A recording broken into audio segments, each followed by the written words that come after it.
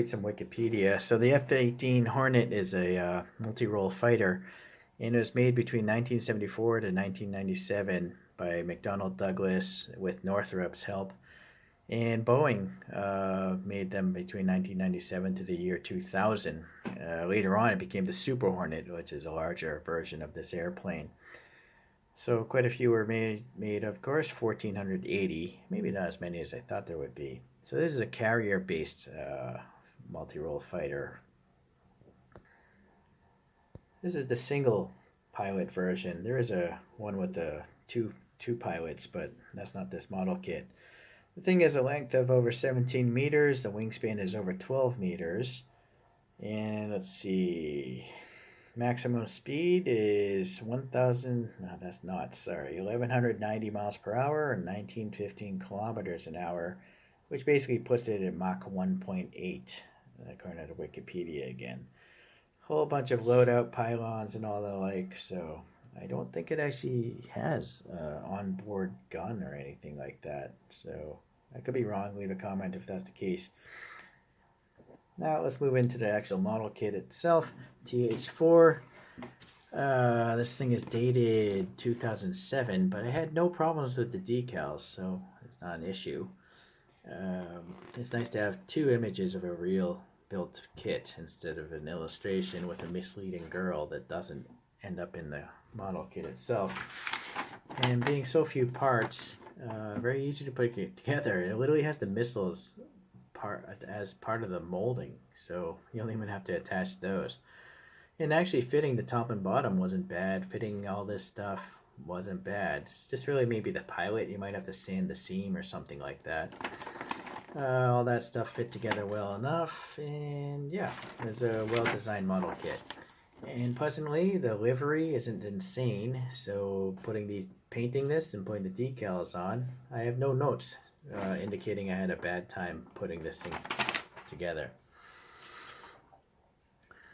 Okay, so I used Vallejo paints, water-based paints, and an airbrush, primed it, laid on this gray, and then I masked off with some tape before I painted the top part a darker gray. One issue with the brand though is the definition between clear and opaque on the canopies. There's no height difference. Look, it's almost the same surface. So making that line, I used a small paintbrush, is really difficult. It doesn't have a decal to do this. They should just have a groove, really. Just make a thick piece of plastic, have a groove, fill it with paint, and you wipe off the extra paint. That would be the easiest way for these guys to make better canopies. I don't know why brands don't do that.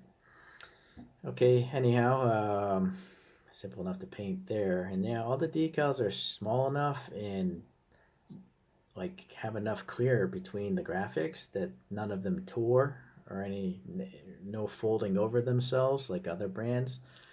So yeah, it was nice. This is a nice easy kit to build. Even the tires, even though the wheel and tire is the same piece of plastic, if you look really carefully, the tire curves in and hits the wall of the wheel. So the black never actually gets onto the wheel unless you're really sloppy.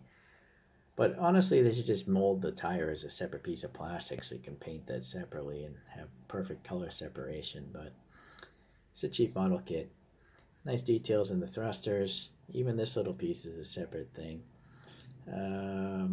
Yeah, nice thick wings as well. No fear of it breaking or anything like that.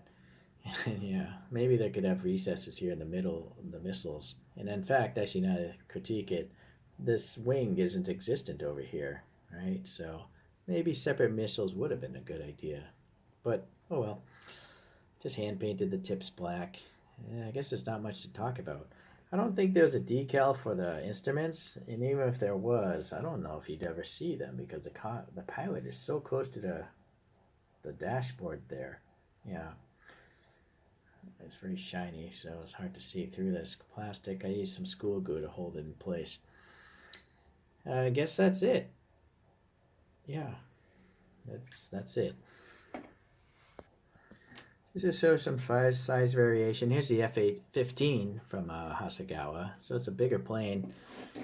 Again, this is not the Super Hornet, so maybe that's proportionally correct, the size of that. This is by Tiger model. This is the F-14.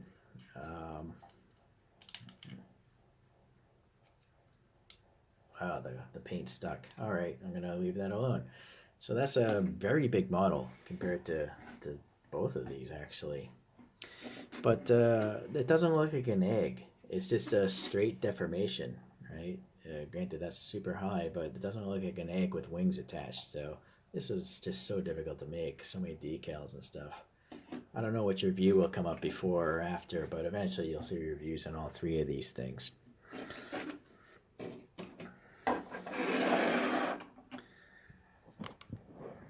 Even though I didn't mess up this model, even if you did, it's an eggplane. It's not so serious, so that's nice. If you want to get into making model kits, these are a great way to do it because, again, there's so few parts, and if you screw up, it's not a serious problem. It's not a realistic looking airplane. And then when you're done, it's kind of funny to look at. So many different layers of enjoyability with deformed airplanes. Appreciate you guys watching this today. We'll see you next time around. Bye.